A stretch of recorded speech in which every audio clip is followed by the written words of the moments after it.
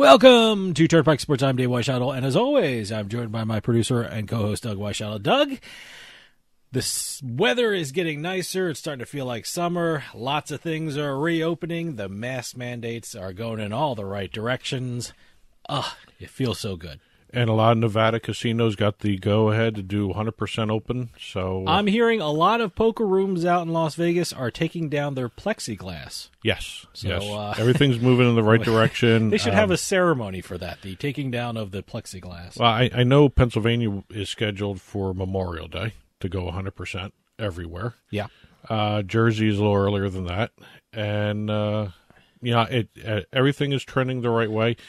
Inoculations, injections, I don't know what you call it. Vaccinations. I couldn't think of the word there, even though I got one. Everyone's starting to move ahead in the right way, and it feels good again. It feels great unless you're part of the New York Yankees, who seem to catch COVID even though they get vaccinated. So what do they call that, breakthrough? They call that a breakthrough thing that, even though you got vaccinated, you still catch COVID. I don't know how that works. Well, the vaccine supposedly is only 90-95%. Comedian Bill Maher just he had a breakthrough, if that's what they're calling it. Yeah, you could still catch it. It's it's just the symptoms when you do get it aren't as severe as... Yeah, apparently all the Yankees are asymptomatic who had it. So, that's good. Also, this past weekend we had BetFest. Yep. A lot of fun, a lot of great information given. Great panels. SBC and 76 Sports Capital Advisory put on a great show. It's the first one. Excellent. Hope to see many, many more. Hope to see some live ones, too. Well, we got a great show coming up, and with the reopening, we have a ton of media deals, and I think one of the biggest media deals was Better Collective acquiring the Action Network, and I love the Action Network. I love Better Collective, too, but the Action Network, the app, is on my phone, so I love it. I think it's a great thing for the gambling industry, and to tell us all about it, we have Adam Small coming up from Better Collective and usbets.com. And then later on, we're going to have a By the Numbers segment and also a Turnpike Sports book report. It's been a busy week in sports, so let's take a trip down the Turnpike. Today's trip down the Turnpike is brought to you by Drizzly, your online liquor store. Available in over 95 cities across North America, Drizzly offers a huge selection and competitive pricing with a side of personalized content.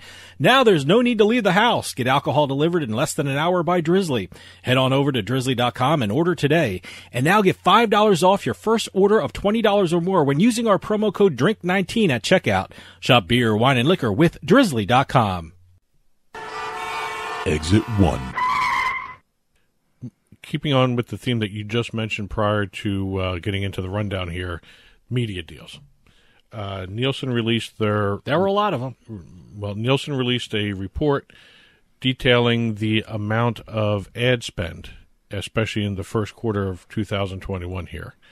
According to Nielsen, online sportsbooks and gambling sites dumped $153.6 million in ad buys into local stations during the first quarter of this year. By comparison, the first quarter of 2019, only $10 million was spent. Well, let me tell you something. Anyone who lives in New Jersey and Pennsylvania and Colorado and Michigan, I'm not sure about Nevada, but it seems like every other commercial is either an online poker, an online casino, or an online sportsbook site. So, certainly easy to believe these numbers. Well, if even a casual listener has to have noticed, or a casual watcher, TV, radio, the amount of advertising for the sports books, the casinos, has increased dramatically. I mean, TV, I'm starting to see blocks of ads now. Oh, yeah. You see 1, 2, 3 right in a row. Whether it's a sports book or a casino doesn't really matter, but they're right after each other in certain times during the day, at night, that sort of thing. And every time I turn on the TV, I see a new commercial.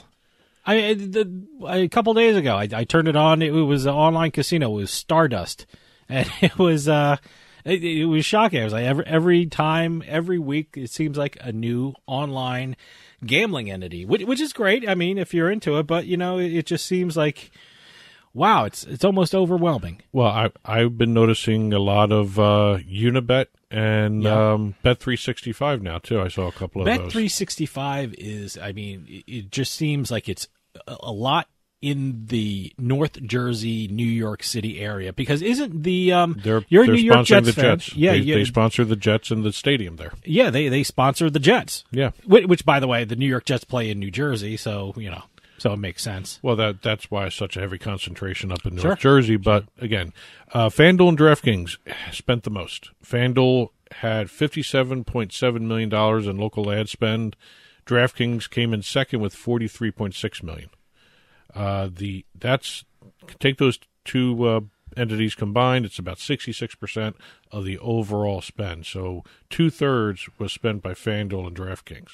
I wonder if that number takes into account the television shows they do. I mean, here in the tri-state area, New York, New Jersey, there are like half-hour DraftKings betting shows or FanDuel betting shows and things like that on. I don't know where it's at, MSG or Yes Network or SNY, but they're all there. I mean, not only do you see their commercials, you see their TV shows. Well, compare those numbers for FanDuel and DraftKings. That's about $100 million right there. On national TV spend, because we're just talking about local stuff, which is the different states. Yeah. Adding all that up. The national spend for FanDuel and DraftKings was a combined $15 million. Huh. Wow. Okay. And that includes $5.5 million for a Super Bowl ad for DraftKings. Okay. So really, if you take out the Super Bowl ad, about $10 million in spend for a national advertising campaign. That doesn't sound too much. It's not, because everything is segmented right now. If you look at the way the sports betting industry is growing, it's state by state by state. There's no national framework. I think once you get up to about maybe 40 states, maybe 35, you're going to see a switch to national advertising versus the local ad spends. And that's going to be kind of interesting to see. Right now, the local TV, even local radio, I mean, according to Nielsen, the first quarter local radio ad spend was $4 million. That's not bad. Town Square Media reported a 4,000% jump in the first quarter year over year here. Well, 2020, 2021. We actually have a radio show on Town Square Media in New Jersey. Actually, two Town Square Media. And, there's a lot of interest in New Jersey radio advertising for sports books. Well, given a breakdown here even further, digital ads also accounted for 12.7% of the overall ad spend in the category. National TV was 3.7%, which tells you, again, since it's state by state and it's segmented, until there's a national framework, you're going to see local TV continually getting the 78% that they've been getting in terms of the overall spend money. I'm also seeing sports betting advertisement on Roku. I guess it's geolocation. That falls under digital ads. Yeah, it falls under digital? Yes. Okay, no, but Roku TV has, it's very interesting to see them pop up when you're watching something that comes out of a state that doesn't have sports betting, and all of a sudden you're seeing a sports betting commercial, and you realize, oh, that's just Roku with the geolocation. Well, one last little stat for this. Online gaming, which ranks about 11th in the total categories of most ad spend in the year, they accounted for 2% of all spot TV spending. This is the biggest market here. Legal services accounts is the biggest ad spend market. You'll see more ads for legal services than anything else. They only do 7%. So okay. So 2% to 7% is not that big of a jump. That's actually pretty funny because in New Jersey, all you're seeing is lawyers too, commercials and sports betting commercials. And so, the only other pretty interesting. Really, the other ads I see are some Medicare stuff too. I see a lot of Medicare ads. So. Joe Namath, I don't know what he does a commercial for, but I see him all the time talking about, I don't even know what it is, some Medicare or Medicaid or something like that. But every day I see Joe Namath, get the money you're entitled to. That was my Joe Namath impression. I just missed the days of when you saw Lee Majors doing the bionic ear implant in commercials. But that or what is it? Tom Selleck with reverse mortgages. Yes, I see a lot of that. Yeah. Now it's Martin Sheen with that. Oh yeah, what I don't know the prescription discount thing. Yeah, what is it? A nap or something like that? It's a nap. Yeah. Okay, yeah. Him and his son Charlie Sheen's in it too now. Exit 2. According to Japan Today, Japan is opening its first gym for eSports exclusively.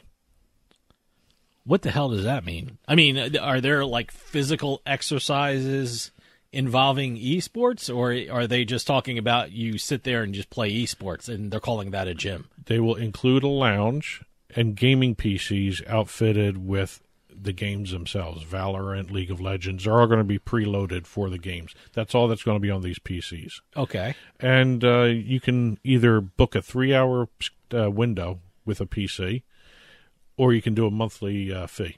Okay, so this isn't a gym in the classic Western sense. You know, you walk in and you lift weights, or you do a spinning class, or you jog on the treadmill, right? No, this this is not a gym. You can consult with trainers at this gym.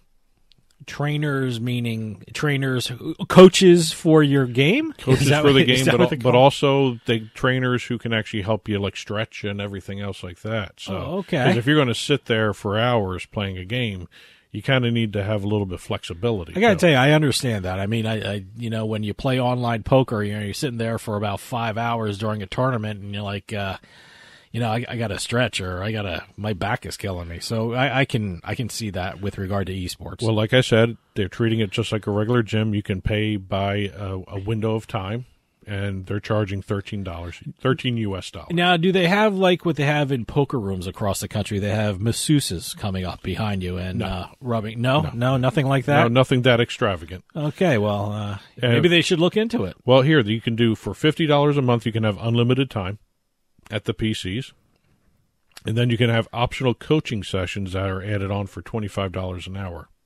So basically, everything's a la carte at this esports gym. They're claiming the gym thing is throwing me. I'm thinking physical exercise. I mean, certainly it's a physical activity, sitting there and stretching and things like that. But when you say gym, I'm thinking actually working on your body, or working on your pecs, or your whatever, your cardio or something. Well, when you're talking about esports, there's no cardio. Yeah, really I got it. But they give out these very expensive sneakers you can buy that had the sneakers that never touch the ground. There are actually some teams now doing mental health professional consulting. Okay, you got. So there's all that stuff, and I'm assuming they're going to incorporate some of those things into what they're calling, and the name of this place is eSports Gym. Okay, oddly enough, I'm equating this with playing poker for a long time online. Sometimes when you're playing a long time, you have a hard time keeping focused. You get weary, you get tired, you get frustrated, and you get tired. You start seeing things when you're playing too long. Maybe that's what they're talking about. Well, they're really focusing on coaching. Yeah, more so than anything here. I mean, eSports Gym, you're right, is kind of a misnomer, but it is a place to go and train, which is like a gym. Okay, all right. So, but again, eSports Gym, which is its name. That's the name of it. Kind of simple name for it. Kind of oddly enough, they named it that way. They're claiming that they are the first one in the world. Well, yeah, I've never heard of anything like this. Unfortunately, there are 2 California guys. Oh, okay. Who are claiming they opened the world's first esports gym back in 2018. In Los Angeles. Is there going to be? There's no trademarks or whatever. Okay, nothing like that. I hate to say it this way. It's a pissing contest. Well, it's very good marketing. Yes, it's a very public feud. And they came very up, good marketing. The 2 guys in California came up with a good name. What is it? Since it's in L.A. All right. They call it the E-Coliseum. I like that. That's nice. I like that. It's better than the esports gym, by the way. And they opened in May 2018, and for about $40 a month, gamers can enter tournaments, get trainers, and meet other esports influencers or stars or whatever you want to call them. Okay. As opposed to just, going in and playing a game. Well, good. If you want to do that for esports gym in Japan. But California. Maybe this is going to start a trend, maybe more esport gyms or maybe more e-coliseums are going to open because of these stories. I think esports gym is probably the first one calling itself a gym. Yeah. So I think that's where they may be right. Exit 3. We always talk intellectual property in one way, shape, or form, trademarks, copyrights. We're going to talk counterfeit. Okay, counterfeit. And I was actually surprised at not the fact that these counterfeit items existed, but the sheer number of these in one shipment that they caught. The U.S. Customs and Border Protection officers in Indianapolis, considering the Indy 500 is coming up, I figured we stay with a story in Indianapolis here. They seized a shipment containing 330 counterfeit championship sports rings. Ooh. Destined for a store in Texas. Let me tell you something. That's big business. That's huge business. You know, especially for, you watch the Pawn Stars on, I guess it's the History Channel. You know, everyone's coming in with rings, championship rings, and this ring, and I got this ring, and I got it from a trainer or something like that. They are always looking carefully to see if it's an actual real ring. Well, the officers noticed something wrong with the shipment and routing information on the package, so they pulled it aside to be inspected. So they saw something wrong with the packaging. The packaging. Wow. They didn't notice anything inside yet. Until they noticed outside. See, those guys are professionals. Wow, to notice a packaging wrong. Well, that's their job. Yeah, they're trained to figure all this Boy. stuff out. Usually, what happens here is you see these counterfeit rings being sent to a location that has a website, and people buy them online. Mm-hmm. And by the time they get them delivered and they're fake, there's nothing they can do about it. Yeah, that's what these usually are. Okay. But they found that this package contained 330 counterfeit championship sports rings. They were sent to a specialist to be evaluated. The specialist said not only was the packaging really poorly done on each individual ring, but they also felt plastic. Huh. Okay. So they confiscated everything, and this was the rundown of what they found inside. 117 counterfeit Los Angeles Lakers championship rings, 73 Dallas Cowboy rings, 53 Steelers, 17 New England Patriots, 9 Dallas Mavericks, 10 Chicago Bull rings, 9 Kansas City Chiefs rings, 10 Chicago Bears rings, 3 Philadelphia Eagles, 10 St. Louis Cardinals, 9 New York Yankees, and 10 Texas A&M championship rings. You know, it's interesting. Oh, okay. Now I see what you did. But no, where is this coming from? I mean, I know it was destined for Texas, but where was it coming from? It came from out of the country. Out of the country. It got to Indianapolis. That's where they saw there was a problem with it. That's where they caught it. Yep. Okay, that's where they caught it. It was coming from outside the country, going through Indy, en route to Texas. All right. And if all these rings had been real, the value of the shipment was just under $500,000. Wow. So the Customs and Border Protection officers saved some people a lot of money because they would have just been, I wonder if the store in Texas paid anything for them. I wonder if they're not the big victim here. Well, that wasn't disclosed, though, so it might have been. They may have been the victim of the fraud. More so than the store in customers. Texas, or they might have been a part of it. Who knows? I think once you find these counterfeit things, I think that's when the investigation begins. Well, the Better Business Bureau released figures, and because of the pandemic, online shopping, online ordering, or however you want to phrase it, is up 57%. Sure. Because no one could go anywhere. Sure. Because of the pandemic.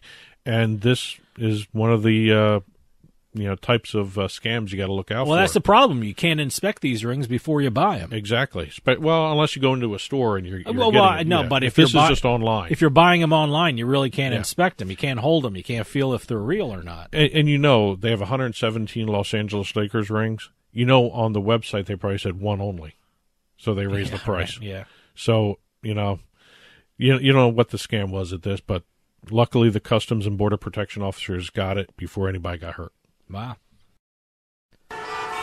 Exit 4. And staying in Indianapolis. Oh, wow. We have the Indy 500 coming up on Memorial Day. A lot of Indianapolis talk. We have the first Indy 500 Bitcoin-sponsored car. Really? Wow. Ed Carpenter Racing. Elon Musk did a number on the Bitcoin industry there on Saturday Night Live. He tried. It's amazing. I mean, a statement on Saturday Night Live really affected the Bitcoin industry. It's shocking. Well, again, someone of Musk's stature. Sure. That does go a long way. But he was even playing a character. Yeah. But it's amazing what his words did. Well, going back to the Indy 500. All right. Ed Carpenter Racing announced that Bitcoin will be the primary paint scheme on Rinus VK's number 21 Chevy car for the Indy 500. And I took a look at what's the paint scheme? The black and gold. A black and gold? Okay. But if you take a look, will it have that big B Bitcoin symbol on it? Yeah. I took a look at the car itself, the image of the car. It looks really cool. Oh, wait. I got a computer in front of me. Well, right now it's going to be just on the number 21 car, VK's car. It's the first time Bitcoin has ever been involved in the IndyCar series. It's the first for both the series and also for the racing teams. According to the deal... Oh, yeah, I'm seeing that. Okay, yeah. Ed Carpenter will also be the first team in NASCAR history to integrate Bitcoin as a payment option for all its employees. So people are going to have an option of getting paid in dollars or Bitcoin. Yeah, it's one of the Indy cars, and it has the big B symbol on each side of it. Yeah, it's a beautiful color. It's black and gold. Now, you mentioned Elon Musk making fun of it, Bitcoin and all the industry itself. This guy, I don't know if he was making fun of it. He was doing a skit on it. Ed Carpenter is such a believer in Bitcoin. Mm-hmm. He turned down other sponsors to just go with Bitcoin.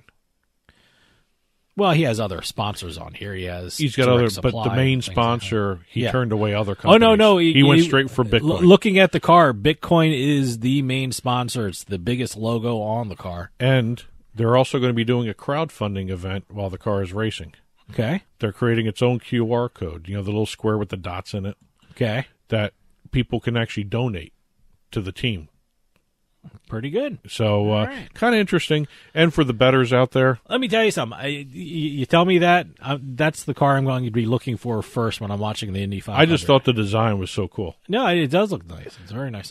For betting information, just so you know, if you want to bet on VK, the Bitcoin car, or if you want to bet on the car or VK, either one. It's number 21, right? VK has 3 top 5 and 8 top 10 finishes in 18 starts this season. Okay. He finished 20th in last year's Indy 500, and I took a look at the odds for him. Okay, good. At PointsBet, he's at plus 2,500 to win. And at Play Sugar House, Bet Rivers, William Hill, and Unibet, he's at plus 3,500. It looks like I'm going to put some money on I may Play throw a Sugar couple House, bucks. Bet Rivers, and William Hill, and Unibet. Yeah. And just one last little note, this is not the first cryptocurrency sponsor racing has had. Last year, Cash App sponsored Bubba Wallace's car. And it had the Bitcoin logo on it. It wasn't the main logo, but it was one of the logos on it. And Crypto.com partnered with Aston Martin to sponsor the Formula One team car. Wow. Aston Martin, huh? Yeah. And today's trip down the Turnpike was brought to you by Drizzly, your online liquor store. Available in over 95 cities across North America, Drizzly offers a huge selection and competitive pricing with a side of personalized content. Now there's no need to leave the house. Get alcohol delivered in less than an hour by Drizzly. Head on over to drizzly.com and order today. And now get $5 off your first order of $20 or more when using our promo code DRINK19 at checkout. Shop beer, wine, and liquor with drizzly.com. And as always, you can get in touch with Turnpike Sports by calling or texting us at 609-512-5910. That's 609-512-5910. At Turnpike Sports is the show's handle on Facebook and Twitter. At Turnpike Sports Radio is our handle on Instagram. And as always, our email address is info@turnpikesportsradio.com. And don't forget, you can listen to the show via Spotify, Amazon Music, iTunes, radio.com mobile app, as well as Stitcher and YouTube. You can also watch us on your smart TV, Roku, Amazon Fire, Apple TV. Head on over to turnpikesports.net. You'll be able to watch our video channel there. Well, stick around. We got a great show coming up for you. Got a By the Numbers segment and a Turnpike Sports book report coming up later on. But after this, I'm talking with Adam Small from Better Collective and USBets.com. We're going to be talking about the Better Collective acquiring the Action Network, which is a huge deal in the sports betting industry. And we're going to hear all about it coming up right after this on Turnpike Sports.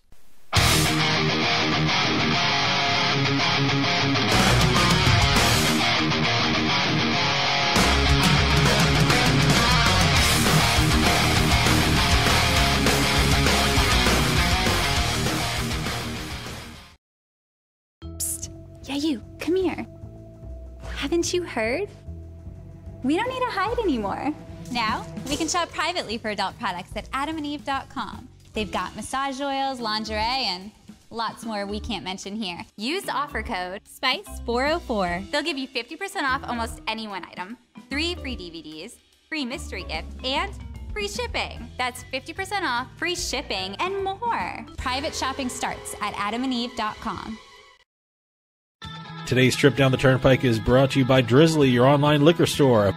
Available in over 95 cities across North America, Drizzly offers a huge selection and competitive pricing with a side of personalized content. Now there's no need to leave the house. Get alcohol delivered in less than an hour by Drizzly. Head on over to drizzly.com and order today. And now get $5 off your first order of $20 or more when using promo code DRINK19 at checkout. Shop beer, wine, and liquor with drizzly.com. I owed the IRS $10,000. The IRS garnished my wages. They put a lien on my house. I'm self-employed and didn't report all my income. They claim I owe a lot more than I do. The IRS is the most powerful collection agency in the world. They do not give up until you pay. I couldn't sleep. We were being audited. I called Tax Solutions Now, and a great big weight was lifted off my shoulders. I called Tax Solutions Now, and they got the IRS off my back. Tax Solutions Now had my wage garnishment lifted in 48 hours. Tax Solutions Now can get you help. Our agents know the rules, can stop the pain, and get you the best deal. Tax Solutions Now saved my business. I qualified for the Fresh Start program. I paid less than I owed. We connect you with a team of former IRS agents and tax professionals who get the IRS off your back. Time is running out. Call Tax Solutions now. Call 800-297-9788. 800-297-9788.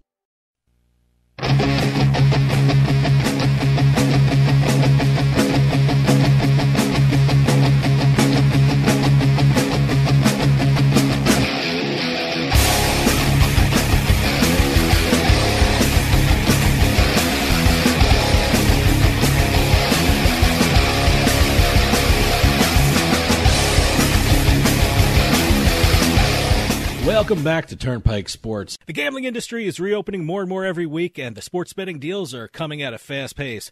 One of the biggest that just occurred is Better Collective's acquisition of the Action Network. And to tell us all about this huge deal and what it means for the sports betting world from usbets.com and Better Collective, we have returning guest Adam Small.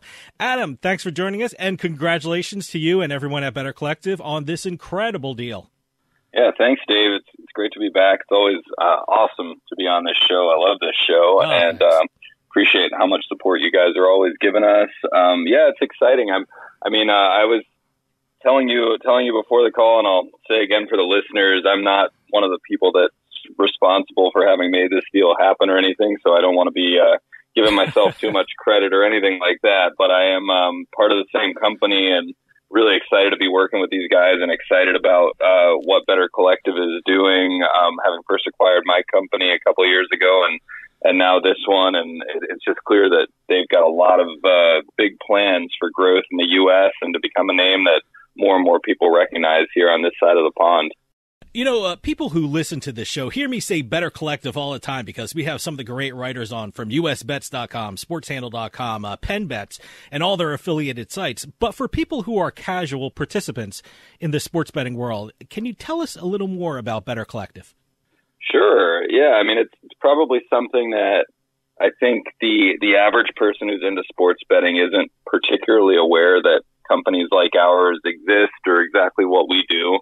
But what we are is a big media organization in the sports betting and gambling world that covers sports betting and gambling around the world in a number of different formats. In some places, there are websites that do things like try to help people with making smart betting decisions.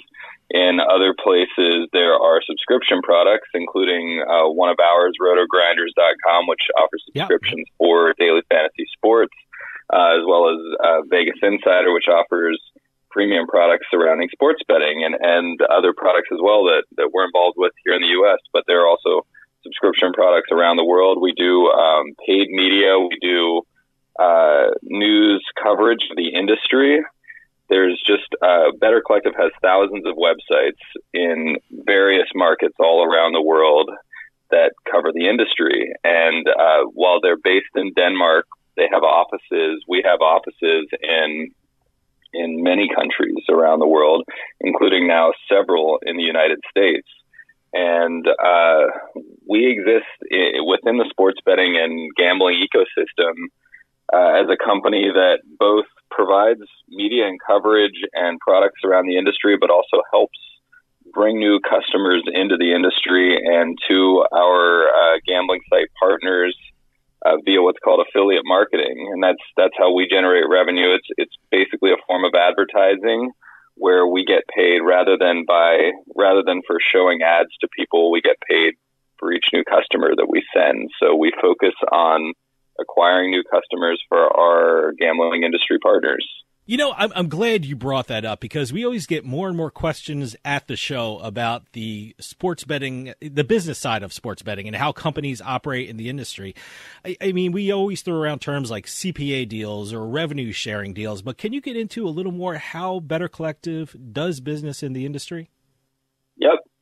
Yeah, so you mentioned CPA and rev share deals. That's a good place to start. I've written quite a bit about this personally over the years, because I've been involved in affiliate marketing for pretty close to 20 years now. So in affiliate marketing, there are several different ways that you can be compensated as an affiliate. One way is by CPA, which is cost per acquisition.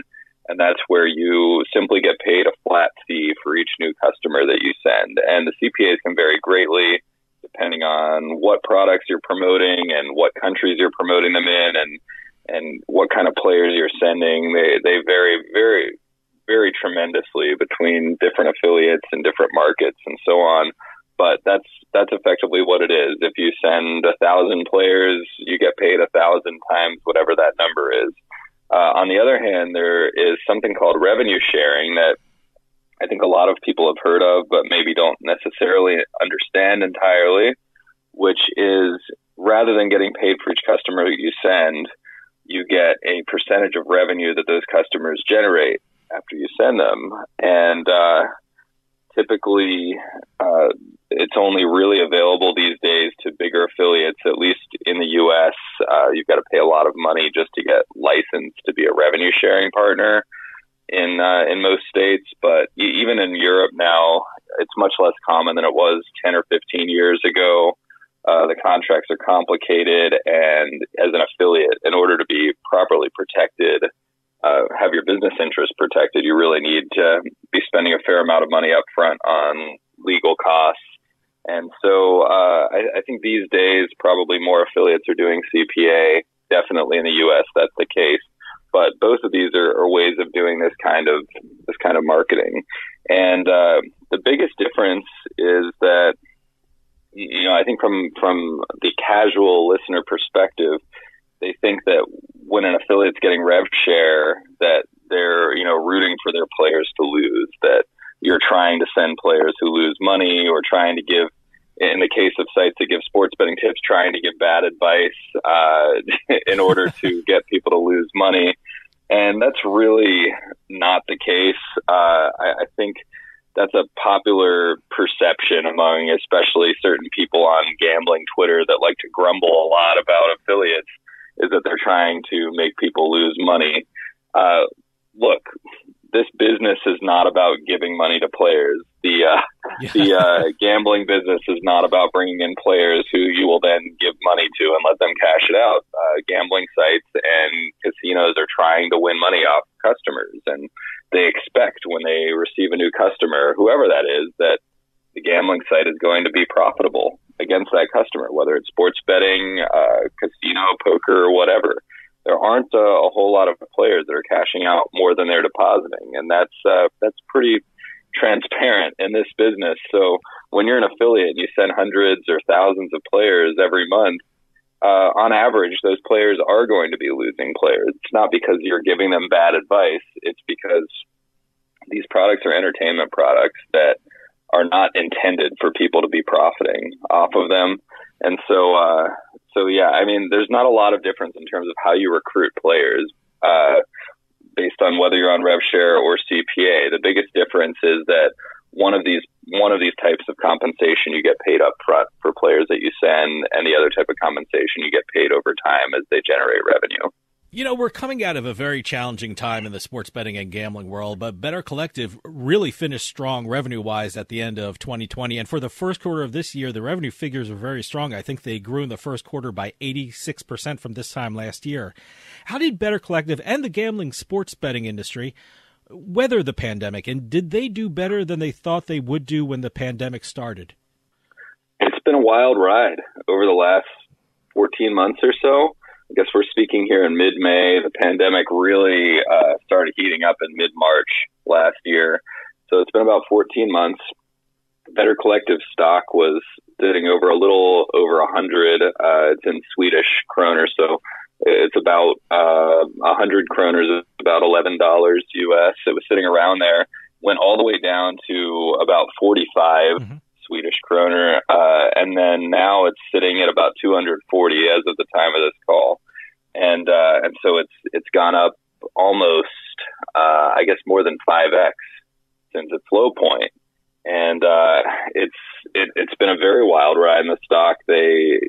I think just like the stock market in general in the U.S., when we saw the Dow Jones go down to below 20,000 before now being up in the mid 30s somewhere, just stocks took a big tumble when the pandemic began, and Better Collective wasn't immune to that. But business-wise, I think the plan was always solid. The guys that run the company have always had their eye on the future.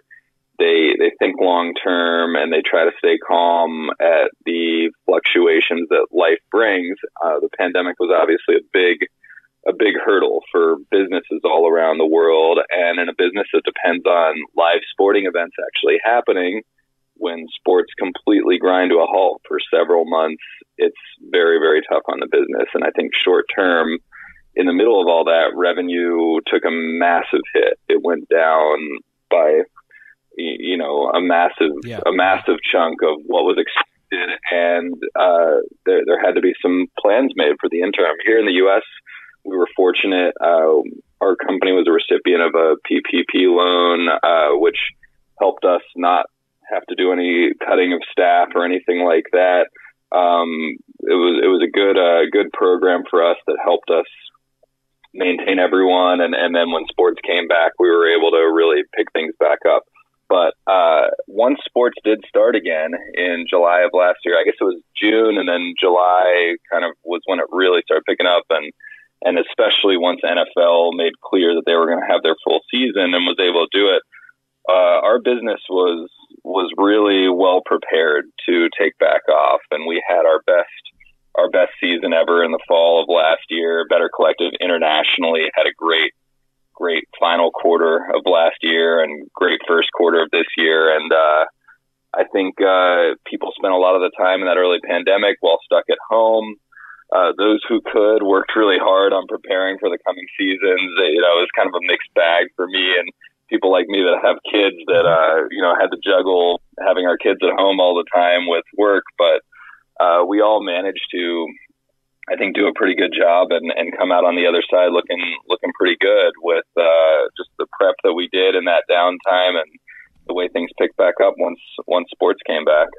I want to get to the big deal that made news all over the world, and that is Better Collective's acquisition of the Action Network. I'm always curious how these business deals get initiated. I'm reading a book right now about the acquisition of Caesars, and that business deal started with a friendly conversation. How did discussions about acquiring Action Network get started? Because for me, it seemed to come out of the blue. Yeah, I mean, I'm probably not the best person to ask. I wasn't involved in that part directly, but I know how they got started for acquiring us, and you're right that it is in some ways, I think, usually a kind of casual conversation for these things. I've been involved in a couple of acquisitions. I've been involved in buying a couple of companies, and I've been involved in selling a couple of companies. And I can tell you that it doesn't start off with, well, at least most of the time, it doesn't start off with somebody flying in 10 business executives to your office and, having a big, bow tie meeting with all of them. That would just seem a little over the top to me. It's usually more like, at least the experiences I've had, the first conversation has almost always been at a conference. like something like G2E or ICE in London, or the couple of the conference in New York or New Jersey that they have for sports betting. And I think that the first time that we met with Better Collective was in Amsterdam about a year before we finalized that acquisition. It was just like, I think there was a dinner and a little bit of chat and kind of get to know you type of session. I've had those kinds of meetings, breakfasts or dinners at conferences with companies that didn't end up acquiring us, or that we didn't end up acquiring as well. And those kinds of casual chats. And yeah, the way it usually goes down is you get together because someone's got an interest in meeting you, or you've got an interest in meeting them, and you find a way to catch up. And maybe it's just for coffee or a meal, but you talk, you get to know each other a bit. And I think that helps, especially in the case of a buyer, but also in the case of a seller.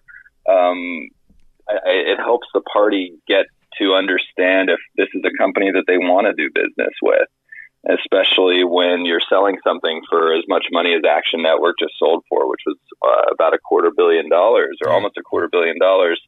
It's such a huge life-altering event for the stakeholders, and really for everybody involved, down to the lower level, kind of entry level type people in the company. It's a big event for everyone because they're going to have a new employer.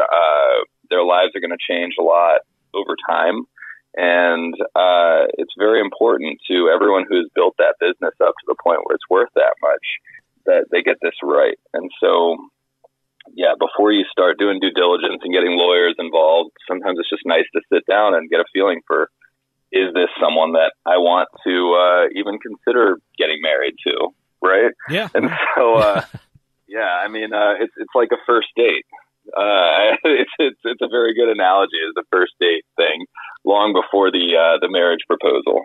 So I would say that, in the case of an Action Network, while I wasn't party to those early discussions, Better Collective is really good about always being connected with everyone in the industry and putting lots of flyers out and communicating with people. And I'm sure that it started out with fairly casual talks, and the part I'm interested in that I'm not privy to, but I'd be really interested to know about is how it all went down, given that nobody has been traveling. I think Better Collective's had a pretty much full-on halt on business travel, and their top executives are pretty much all based in Denmark, meaning, if Action Network was all in the U.S., I'm pretty much assuming that there were no in-person meetings. I don't know that for sure, but I'm kind of assuming that, and that definitely that had to make things more challenging, because I know in our case, I was out in Denmark. I think it was about 2 months before we got the deal done with my partners, and they also came to Nashville a couple of times, and we had a whole bunch of calls as well. But there was, I think they put a lot of priority in coming and seeing our office and seeing what our operation was like and getting to know some of us in person. And I guess in this case, they just had to do it differently. I got to tell you, the Action Network is such a great site. And truth be known, I have the app on my phone right now because it helped me keep track of all the bets I make during the day. But why do you think it was so attractive for Better Collective as a property? And why do you think the Action Network would be a valuable property to acquire? Well, I think it's an incredibly valuable property, and I think it's just starting to scratch the surface of its potential, because they're really just starting to amp up their affiliate marketing side. They've been doing really well with products and subscription products for quite a while, but they're starting to really realize their potential on the other side as well.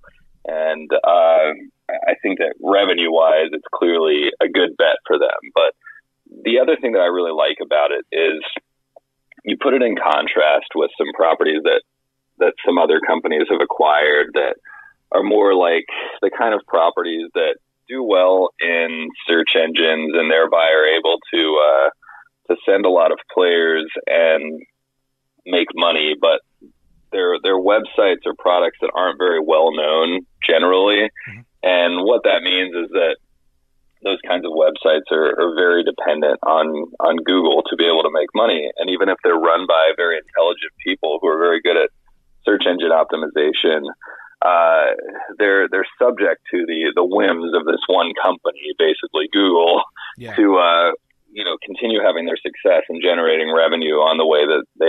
and single events, big changes in Google's algorithm, penalties, things like that, can cost the value of those websites millions of dollars. Whereas something like Action Network that has such a strong PR arm and strong product arm and is so well known publicly and employs famous sports journalists and just has so much reach already, even after only operating for a couple of years, something like that is a much better long-term bet.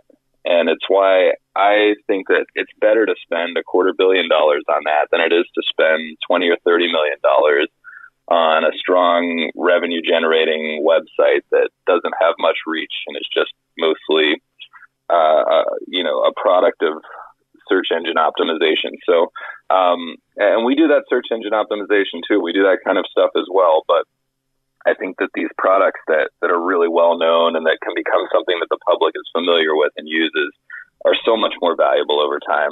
This acquisition showed to me that Better Collective is still thinking about 3 to 5 years down the road and not just today, because sports betting is going to keep growing in the U.S. There are still only about 10 or so states that have statewide mobile sports betting, and that number is going to grow. It's going to be in many states around the country 5 years from now, including big states. I think that states like Ohio and New York and Florida are already showing signs that it's going to happen pretty soon in some form or another, and eventually Texas and California will figure it out, and most of the bigger states in the country are going to have this product eventually. And if you get ahead and make these acquisitions, even if they sound expensive today, you can be really sitting on a bargain in the future when you keep building these products up better, and eventually you have bigger markets to promote to. Now, this was Better Collective's biggest acquisition in the U.S. market. How will the Action Network fit in with the other properties that Better Collective has within the United States? Yeah, it's the biggest acquisition ever by quite a bit. So, it was a big deal for them. I would say that as of now, at least based on what I've been told, it's going to be run completely separately from the rest of the U.S. stuff. They're going to maintain their own organizational structure and their own offices and their own staff, and not heavily intermingle with the rest of the company for now. That doesn't mean that we won't find synergies and work together. I've already had calls with people at Action and expect to have more of them. And we're going to find ways to help each other and make each other better. But they're not fully integrating operationally into the rest of Better Collective as of now. For people like me who have Action Network app on their phone or subscribers to the Action Network, what can they expect in the coming months with regard to the Action Network? I mean, I get on to check my bets. Will there be a video of you telling me my Phillies game is losing? Because if that happens, I want to know in advance. Yeah, I don't know. I'm not completely in tune with their product roadmap or anything like that. But what I will say is that from everything I've heard, I wouldn't expect anything to change in a big way on Action Network from how it's been based on this acquisition. I would expect things to continue rolling out the way they have been, understanding that it's the same management staff in charge that's always been there, or that's been there at least, going into this deal, and that whatever plans that they've had for their business and for their products are going to continue as such. And over time, definitely, I think, they'll be getting advice from others within the organization on how to keep improving things. But for the most part, it's going to be, Patrick Keane is the CEO of Action, and still is going to be going forward. And I would expect everything mostly to be coming from him and the team that he's built there. According to sources quoted in the Wall Street Journal, there was a competitive auction for the Action Network. And according to those sources, two of the companies who were involved in the bidding were DraftKings and FanDuel. I know a lot of media companies are doing deals with sportsbook operators. Do you think that's in the plans for Better Collective in the future? To do deals directly with operators, you mean? Yeah. Do you think that's, you never say never, but do you think Better Collective, that's in the plans for Better Collective later on? Or are there pros and cons to something like that? It's an interesting thought. I've thought about this as well. First of all, just backing up for a second, I thought it was pretty remarkable that Better Collective was the winner of this, this auction, so to speak, just because FanDuel and DraftKings, and especially DraftKings, they're so aggressive with their spending that you would think that they would be able to pay a higher premium on something like, I mean, we know that they bought Visson already, right, for $100 million, which, as far as I know, was in a much more precarious revenue and cash position than the Action Network. I'm not completely sure about all the details of that, but my understanding was that they were in a much more precarious position. And so it's very interesting to me that Better Collective came away with this one when we know that some of these operators, and particularly DraftKings, were at least interested. I'm not sure how far along they got in those talks, but obviously, Action was going to go to, I guess, the combination of whoever offered the most money and the most attractive situation going forward, and they ended up deciding it was Better Collective. Good for us. Yeah. So as far as Better Collective combining with an operator, there's a couple things about that. There are a couple things about that would make it very tricky. Yeah. One is there's no operator, as far as I know, that is the main operator all around the world. One of Better Collective's very biggest partners, for example, if not biggest internationally, is Bet365, which is in New Jersey and in a couple other markets in the U.S., but is nowhere near one of the dominant players in the United States so far at this point. They are, on the other hand, of course, a very dominant player in several other markets around the world, including the UK and much of Europe and, I believe, Asia. So it's kind of a tricky proposition to think of Better Collective, which is a company worth more than $1 billion going and getting acquired by a specific operator, or doing a kind of like exclusive partnership with one when it's got so many different properties that serve so many different markets. So my general thinking is that's not going to happen. Better Collect is a public company. They're going to continue focusing on trying to be independent and grow and improve upon what they are, grow their share value, and so on. And that's what I would expect over time, is that they try to just be a continually growing company, taking advantage of new market opportunities in growing areas like the U.S. and potentially Canada if they legalize sports betting, as there's talk of them doing it. And other growth opportunities around the world, and not focus on getting acquired or partnering exclusively with anybody. When it comes to affiliate marketing, revenue sharing deals, CPA deals, what do deals like this mean for the sports betting industry? I mean, will we start seeing a change in the way companies in the sports betting business conduct business differently? It's a good question. I'm really interested in this topic because it affects a lot about what I do day to day and our own prospects in business.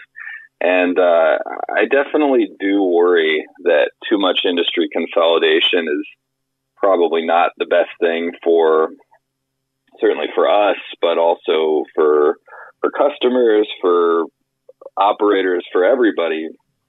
When a few companies do get too big, it becomes problematic for pretty much everyone else.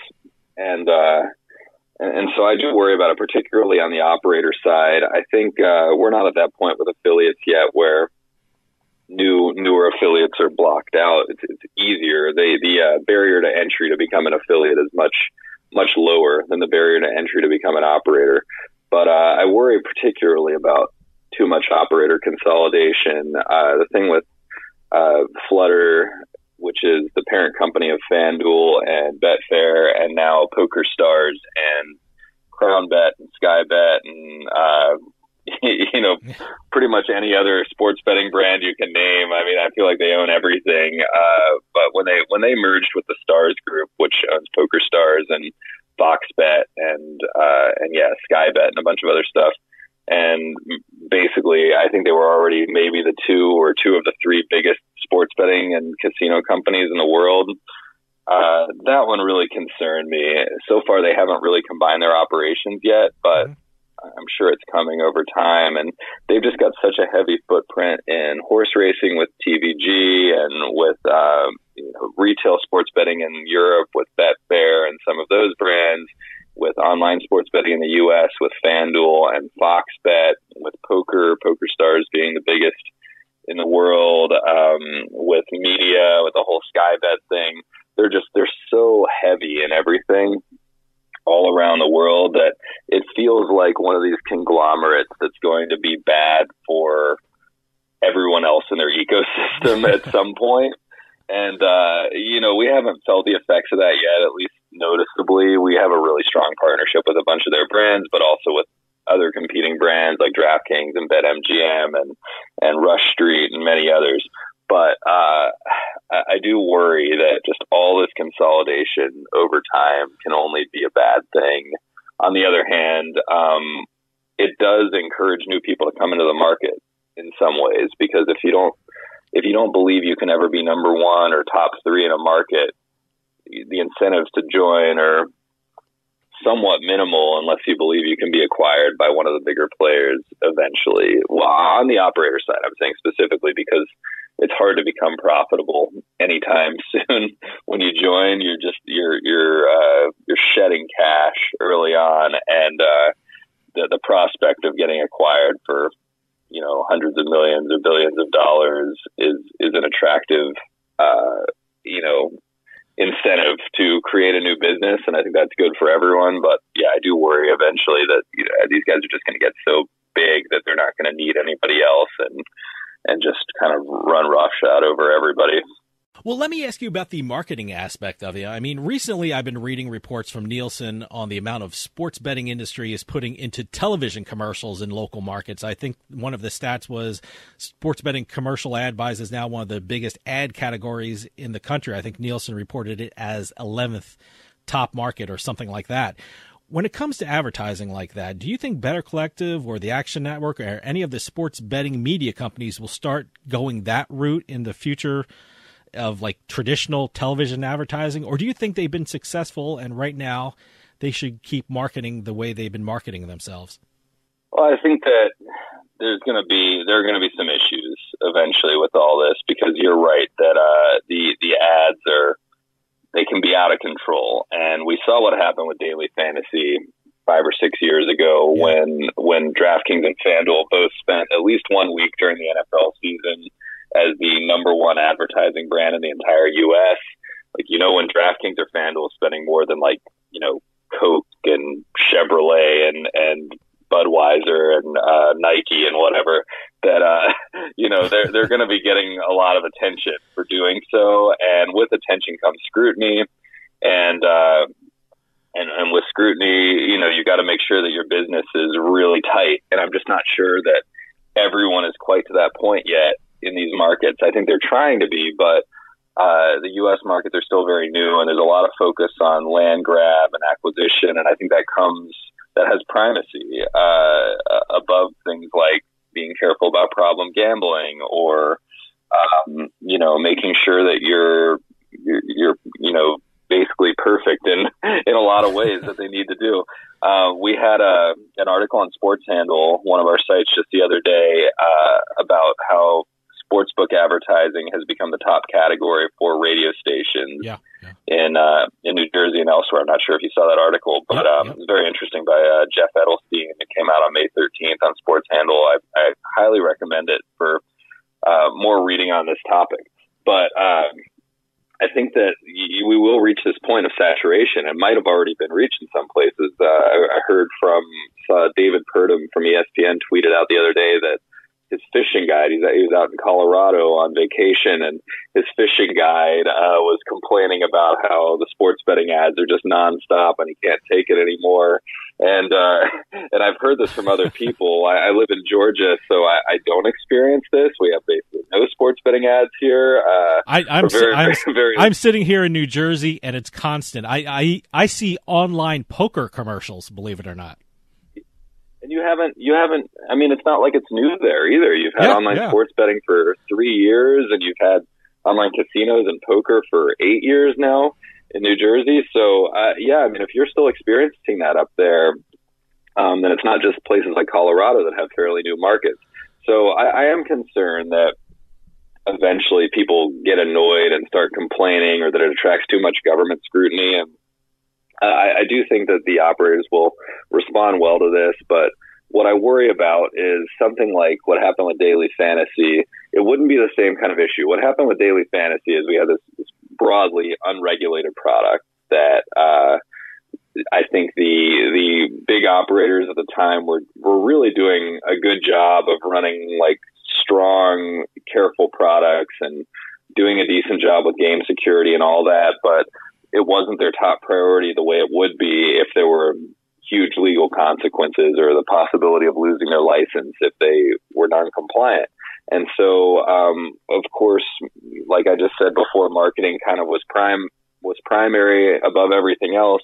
And they got themselves into hot water by attracting too much attention to themselves and not being prepared for a scandal, which eventually broke out when, in some ways it was a silly scandal, but it was an employee of one of the operators won a big tournament on another operator, and there were sort of some suspicions of impropriety. I think that what actually happened was pretty innocuous, but it didn't look that way to the public, and it didn't look that way when the New York Times was writing it up and so on. And they weren't prepared to deal with that. And they were fortunate they were able to get a strong lobbying effort and get regulations in a bunch of states and survive as businesses. We see FanDuel and DraftKings doing great today, but it might not have turned out so well. And I think with sports betting now, it's not going to be something like that because they are regulated products. It's not going to be that nobody's trying to be compliant.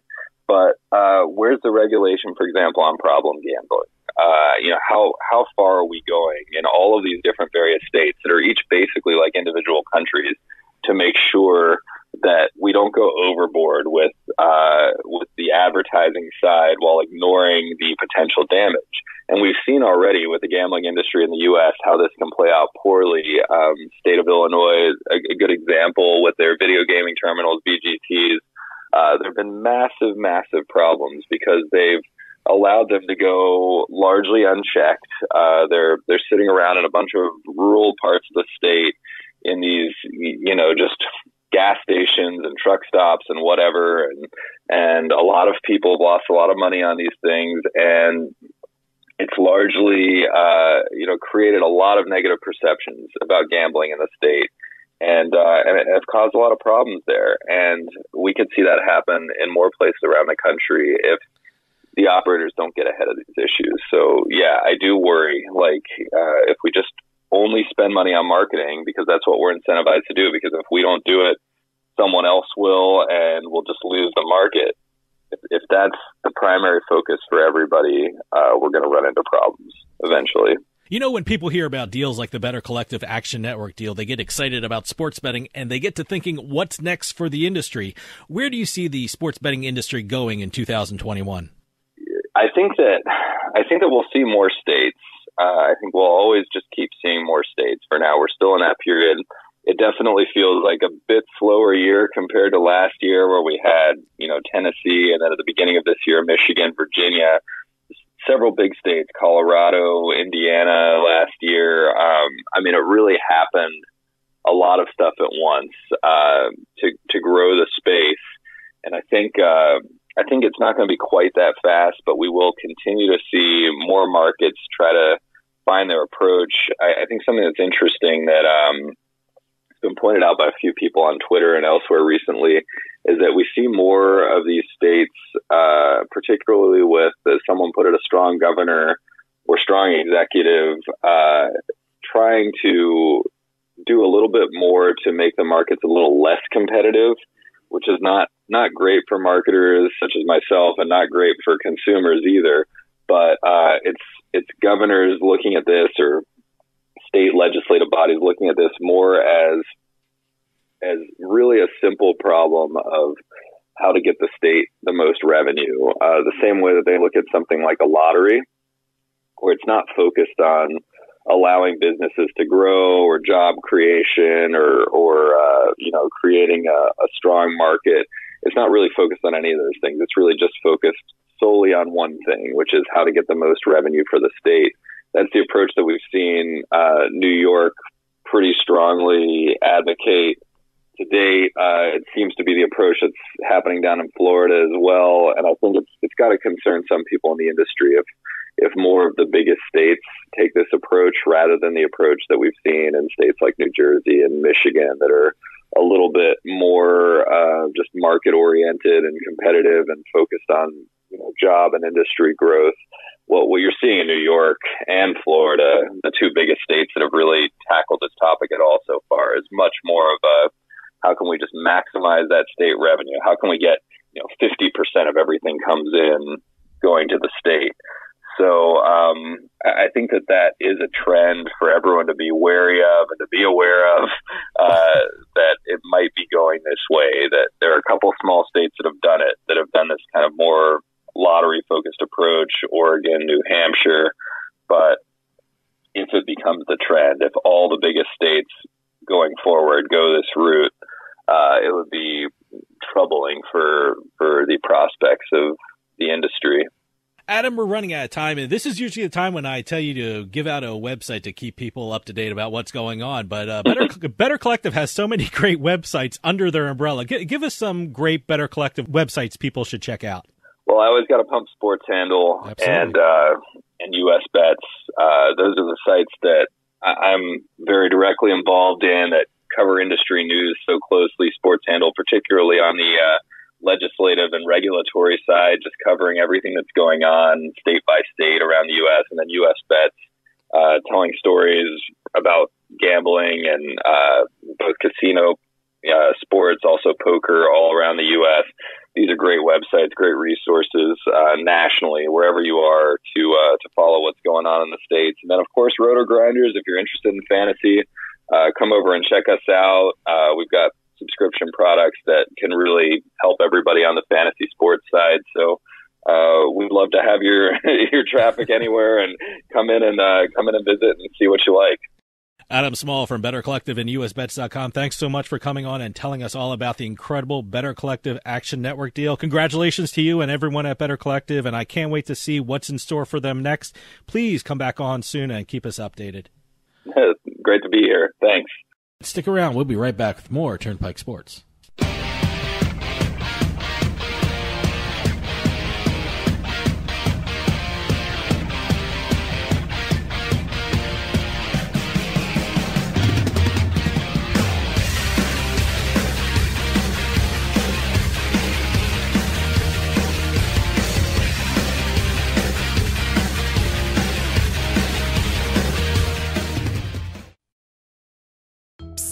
Yeah, you, come here. Haven't you heard? We don't need to hide anymore. Now, we can shop privately for adult products at adamandeve.com. They've got massage oils, lingerie, and lots more we can't mention here. Use offer code SPICE404. They'll give you 50% off almost any one item, 3 free DVDs, free mystery gift, and free shipping. That's 50% off, free shipping, and more. Private shopping starts at adamandeve.com. We'll get back to the show in a few moments, but I just wanted to take some time and tell everyone about Bean Genius, the smart specialty coffee subscription service. Bean Genius sells freshly roasted coffee from some of the best independent coffee roasters in the country. They feature over 2,000 specialty coffee blends, all at your fingertips at beangenius.com. Here's how it works. Head on over to beangenius.com and take their palate profiler test to find out what coffee best fits your taste. Then select from a variety of subscription plans. Every subscription comes with free shipping, and delivery can even be scheduled for once or twice each month. And based upon your review of each coffee blend you try, Bean Genius actually learns your individual taste preferences and then suggests future coffee blends for you. And now you can get 10% off your Bean Genius subscription when you use our promo code PIKE at checkout. Bean Genius offers a variety of subscription plans to suit any coffee lover's needs. Subscribe with Bean Genius today and start enjoying some of the best tasting coffee around. And save 10% off your coffee plan with promo code PIKE.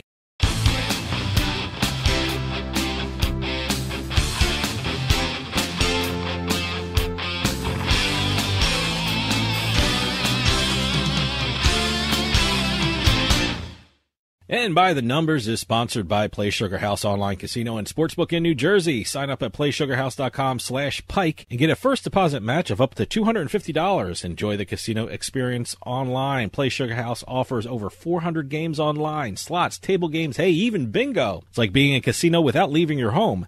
That's playsugarhouse.com/Pike to get your first deposit match of up to $250 today. Must be 21 years or older and physically present in New Jersey. Gambling problem? Call 1-800-GAMBLER or visit 800gambler.org. And welcome to another edition of the Turnpike Sports By the Numbers segment, where we let the numbers tell the story. I throw a number out, and Dave and I talk about it after Dave tries to take a stab at guessing at what the hell I'm talking about. After Dave gets it wrong. That's that too. But again, we're going to have a couple numbers this week. We'll start off with 43,000. No clue. I'm not even wasting your time. No clue what this means. That is the added subscribers that Fubo TV had in the first quarter of 2021. You know, I'm seeing commercials for Fubo TV. Fubo TV. Where's Fubo? Fubo is the clothing brand. Okay. Fubo TV. Fubo TV. I'm seeing commercials for Fubo TV on actual real TV. Well, they're up. I shouldn't call it real TV. They're up to 590,000 subscribers after this first quarter increase of 43,000. Wow. That's up 105% from last year at this time. So they're growing. And they expect to finish with 830 to 850,000 subscribers by the end of 2021. Now, why did I throw this number out at you? Got to remember, Fubo is launching its own sportsbook. Yep, I know that. And their subscriber base is going to be huge by the time they launch it. They're talking about possibly 3 states by the end of the year, from what I understand, in the earnings call they just had. Mm-hmm. So they are going to be looking at having a customer base of 850,000 that could possibly be sports betting customers as well. That's great. No, that's a good running start for Fubo sports betting. They already stream NBA basketball and NCAA college football. So that's going to be interesting with the college football in terms of where certain states don't allow you to bet.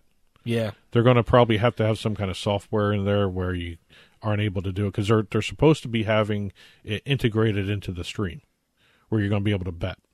You know, like what Unibet did with their watch and bet stream? Yeah. Something like that they've been talking about doing. They also just did a deal for the World Cup 2022 qualifying matches of the South American Football Confederation. They are the exclusive streaming entity for them. Great. So that's soccer betting.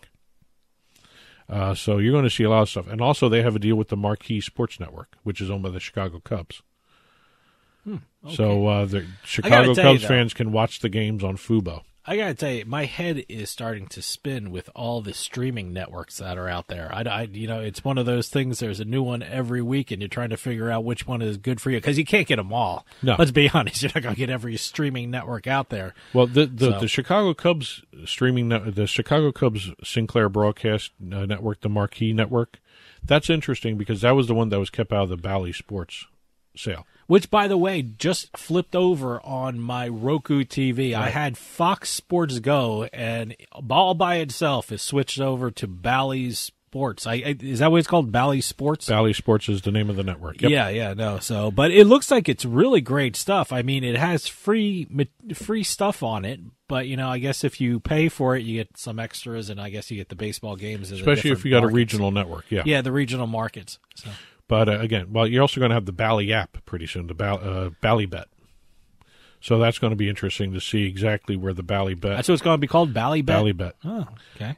So we'll see exactly what happens. But like I said, the Marquee Sports Network for the Chicago Cubs regional sports network was not included with the Bally's deals.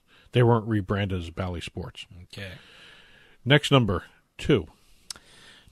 I heard, I don't know if this is what you're referring to, but I heard the NFL is going to be playing 2 games in London. After not having any games last year, they're having 2 games in London. All right.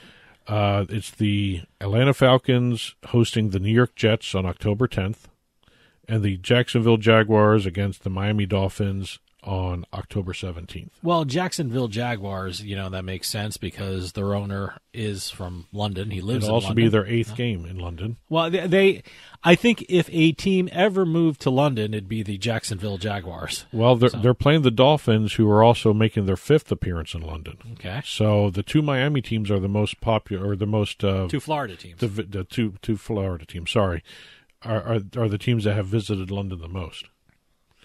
Which is kind of interesting that both those teams have done that, and just the 2 Florida teams. How often have the Jets done it? I've seen the Jets one other time. Yeah, I remember the Jets played the London. Rams or something, or something like that, some kind of odd combination. I actually remember watching it in the car.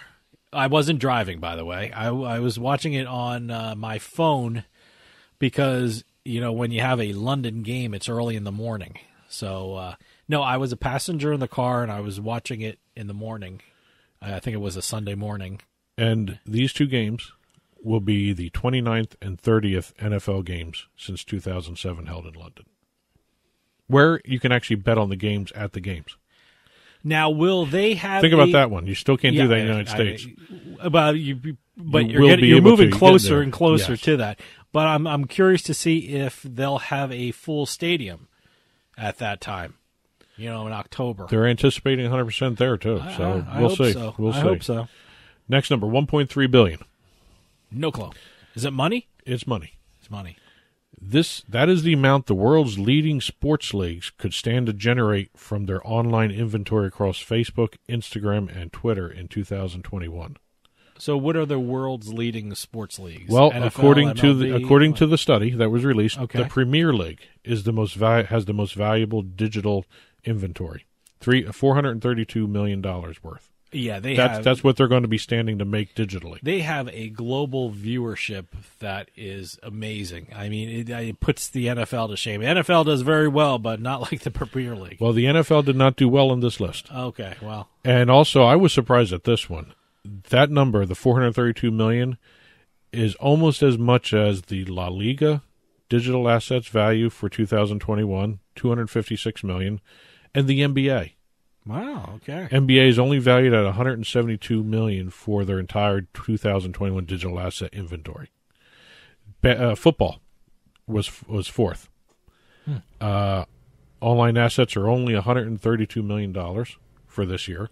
That's going to change soon. Oh, yeah, it's certainly going to change. And Serie A, the Italian soccer league, $121 million value. Okay. And one note on this, TikTok was not included in this study. So whatever these leagues have on TikTok, it was not counted. Is anything on TikTok? Yes. Wow, really? A lot of leagues are making deals with TikTok. I'm hearing a lot of TikTok. I thought that was for teenagers dancing. Well, UFC making a video. And stuff the like UFC that, has a TikTok deal. Yeah. And they have do ghost very videos well. on TikTok? I think I've seen ghost stuff. videos on TikTok. They have all that, but a lot of the sports league, UFC is doing it. As a matter of fact, UFC has some stuff where the fighters do a TikTok. Okay. So, TikTok will be an interesting digital asset down the road here.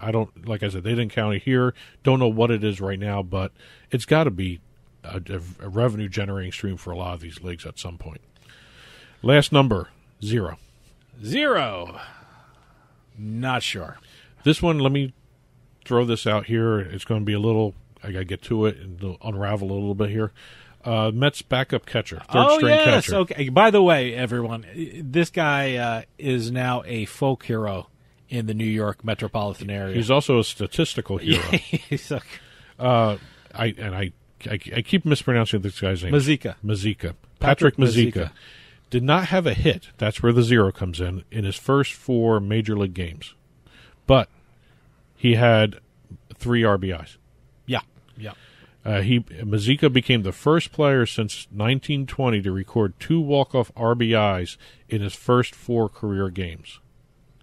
These are all walk-offs that he had, these first couple of RBIs. Yeah. He's also the first player in the last 100 years with multiple walk-off RBI before recording his first career hit.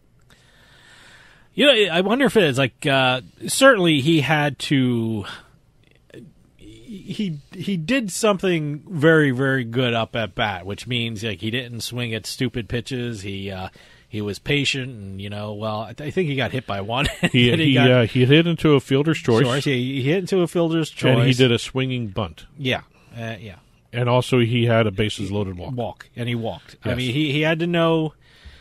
Yeah, he put it in play, number one, and he had, for the walk, he had to know which pitches not to swing at. So it's not like it was a right place, right time kind of thing. He kind of, did what he had to do, and good for him. Here's his last stat. He's also the first player since 1955, Joe Brovia of the Reds, with 3 RBI before picking up a hit. Wow. So 1955, between times when this happened. Which is what? That's 70 years, give or take. Yeah. And during his time before he got his first hit, the Mets had won 6 in a row. Yeah. So he added to his legacy by giving the Mets a win streak during that period too.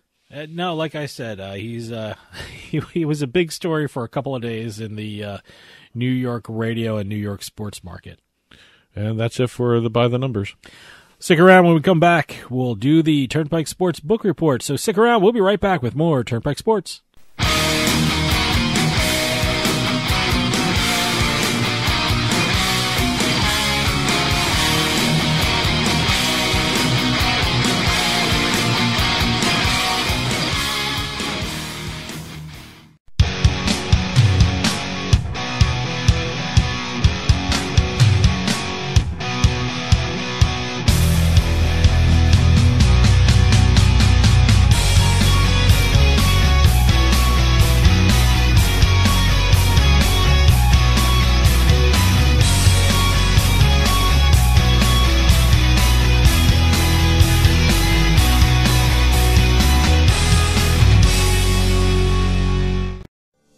Attention seniors with Medicare. This is an important announcement. Did you know you may qualify for a monthly Social Security rebate? Did you know you may qualify for a $0 monthly premium? That's right. You may qualify to get $135 added back to your Social Security check each month. Just call the Medicare benefits line to get your options. It's a free call. You may also qualify for $0 premiums, dental coverage, vision coverage, hearing coverage, and prescription drug coverage. With this type of plan, you don't need Medicare supplement insurance. Call now because you deserve to get the most from your Medicare benefits, including a rebate to your Social Security check each month. Agents are standing by with free information regarding Medicare benefits. It's a free call with no obligation, but it could mean big savings for you. Call the Medicare benefits line now to see if you're eligible for a Social Security rebate. Call 800-574-6770. 800-574-6770. Now that we're home more than ever, we need to feel safe. Call it a sign of the times or the world we now live in. What do you want to keep safe? The people in your life? What do you want to protect? Your possessions, the things that belong to you, the things that you've worked hard for. Wouldn't it be nice to have tested, trusted 24/7 protection? Peace of mind, real protection that's always there for you and your whole family? Well, now you can with one of our state-of-the-art home security systems. Everyone thinks their home is safe until the unexpected happens. Help protect your home and loved ones today with the affordable next generation in home security. To help keep your family and property safe, call 1-800-520-4068 now. Representatives are standing by to assist you. That's 1-800-250-4068. 1-800-520-4068.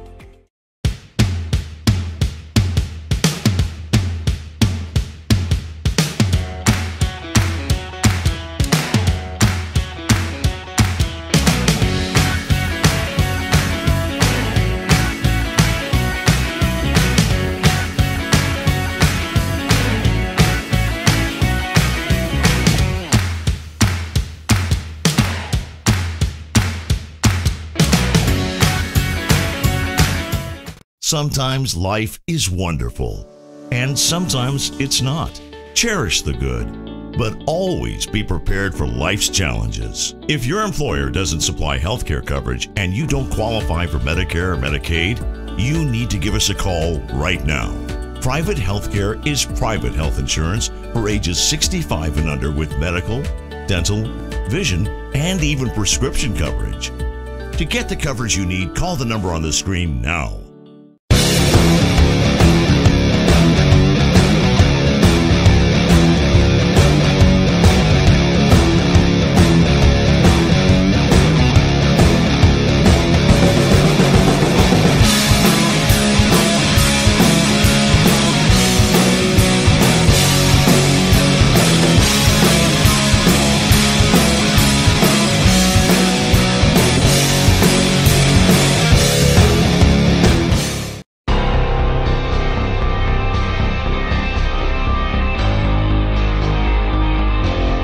Turnpike Sports Book Report.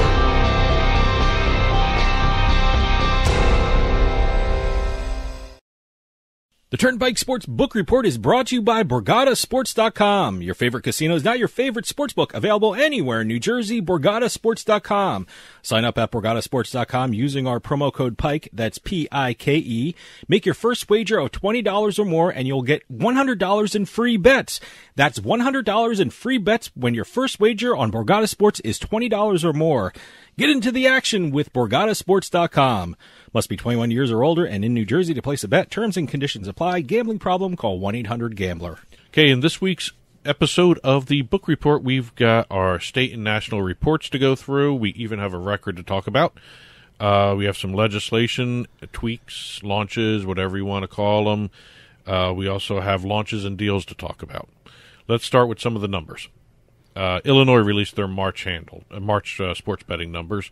Again, we're in May here. They just released March. They released March. Okay. They are always about a month behind, huh? I would say somewhere between 30 and 60 days behind. So if it's March, this one should be a big one. It is a big one. Okay. And as I mentioned at the beginning, we had a record to talk about. We are going to be talking about the record handle of $633.61 million in the month of March for Illinois. And I would guess that's all basketball, mostly basketball, I would think. Basketball made up more than half of the total handle for the month. Okay, yeah. $365.7 million. The handle is up 24% from February. Mobile sports betting handle, 96% of the total handle. Almost 100%. Now, it's getting like New Jersey. New Jersey's that kind of a number. Unfortunately, Illinois may not see that number too much often right now because they're going back to the in-person registration for mobile sports betting. Okay. Right. So you'll see a drop-off anyway. April's going to be a drop-off anyway. There's really the March Madness in the in thing March, is, and March then February is was Super Bowl. March is usually so good that you can't help have a letdown in April. I don't even know if you should call it a letdown. Just there's really not a lot of things to bet on in April. Honestly, April is a month where I think it's one of the months of the calendar year the state sports betting industry show how strong they really are. Yeah. Because if there's no major events and they do a damn good handle, they actually have a good industry going. I mean, if they drop down like a stone, there's something else going on in that state. I would like to see if April is a big month for futures. You know, you got baseball starting. I wonder if a lot of bets are placed on the futures. A lot of people put futures on the NFL in April. Well, if you think about it, you have the draft. Odds. You have the draft, which also affects the futures for the NFL. But that's also, what I'm saying. I think May here also is an interesting month because you have the schedule released for the NFL with the odds associated with it. Yeah, that's May, right? That's what I'm saying, in May here. Yeah. Yeah, but April is the draft. And also, the start of baseball, the futures. Yeah. I don't know if there's been any study on that or anything like that, but I'm curious to see if April is a big month for future betting. Well, baseball, and you also have the awards, too. MVPs, all that stuff. Yeah, that's what I mean. Yeah. So, and also auto racing starts up, too, in April. So that's also a lot of betting going on. Top 5 sports. Basketball, we just talked about. This is Illinois. This is Illinois still. Tennis, $47.2 million. Hockey, $32.8 million. This is all sports betting by handle. Soccer, $29.1 million. And golf, $10.5 million. No table tennis. Oh, good. Yeah. That's for Colorado and Washington State, or is that Oregon? That's Oregon, Colorado, and I think even New Hampshire had some table tennis numbers. Table tennis action in New Hampshire, huh? All right. Yeah. Let's see. Revenue, $44.32 million, second all-time. Taxes $7 million, and win rate of about just under 7%. So they did pretty good there. Let's go over into some of the April numbers. We have New Jersey, Indiana, Delaware, New Hampshire, Colorado, Tennessee, Michigan, all reporting their numbers. New Jersey. And this is April, right? This is all April. April. So we're now. not going to see the enormous numbers that we saw in March. I hate to say We're this. seeing good numbers, not great numbers. I hate to say this. March. When you look at New Jersey, you always see a monster number. Regardless, it's not going to be record numbers, but they're monster numbers anyway. It's population density. We have a lot of people, and also we have still have the New York influence. Sure. And, well, New Jersey, the most interesting stat about New Jersey, if you're in radio, if you're in advertising, and if you're in sports betting, New Jersey has more people per square mile than any other state in the union. So, a 5,000-watt radio station will reach more people in New Jersey than it will in Nevada. So, but because there's more people. You just picked a state that's all desert. Well, course, yes. I'm just saying, I'm trying to tie it in with sports betting. So there's more people per square mile in New Jersey than any other state. That's why these numbers are big in New Jersey. Well, here, I'll set the stage here. The record handle for New Jersey happened in at the end of December 2020. Record handle $996.3 million. They just missed $1 billion in handle. April sports betting handle was $748 million, and there was nothing going on there. And they're saying that's a letdown. That's a letdown. Well, you get used to it. Compared to March, tell us what March's number. March was $859.6 million. That was pretty big. February was $743. January was $958.7. But you got to remember, January is affected by the Super Bowl. Sure. That's all. I would think Super there's Bowl more betting in the Super Bowl in January because the Super Bowl is February 3rd. You only got 3 days of betting on the Super Bowl in February, but you have a whole month in January. And you also got to look at. And you got the playoff games. The playoff games are rabid sports fans right there for them. Speaking of playoffs, the hockey playoffs have started, and basketball starting up. I'm very, very interested in the the betting lines coming up. Well, online handle New Jersey. Like I just said, the total handle was $748 million. The online handle was $681.177 million. Okay, 91% of the overall handle. Still showing the mobile betting is the way to go for states who don't have legislation in place, don't have an industry launched yet. Mobile, you have to have. Mobile is so important to a state. There's nothing like betting laying on your couch. You're there, your phone's there, you throw a bet in when you're watching a game, and you know what that means? It means tax dollars for the state. Well, you know what's better than betting from your couch? Being able to sign up from your couch. Yeah, well, that's another thing where Indiana, Nevada, Illinois, and Nevada, you got to listen. You may want to drop that in-person registration. I hit on that before, but okay. Online. Okay, gross revenue $54.8 million for the month. This is Jersey again. This is still Jersey. Year-to-date gross revenue $244.2 million. Year-to-date handle $3.31 billion. Billion with a B. Wow. Online handle year-to-date $3.04 billion.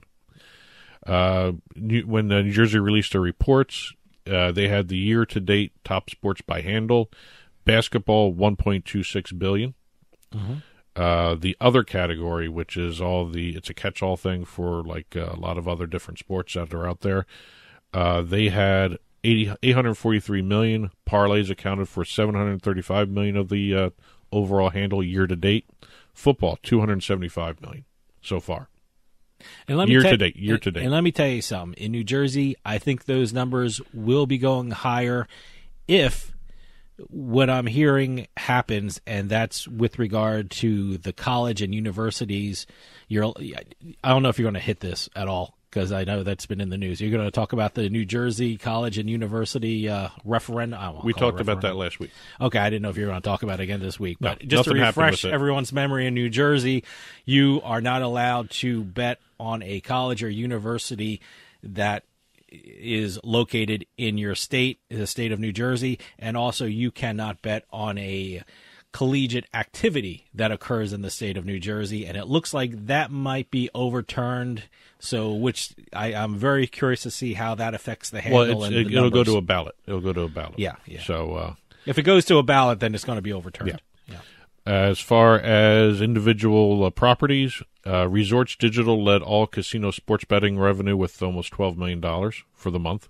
This is Jersey, right? This is still Jersey. All right. Meadowlands led all racetrack sports betting revenue with $29.14 million for the month.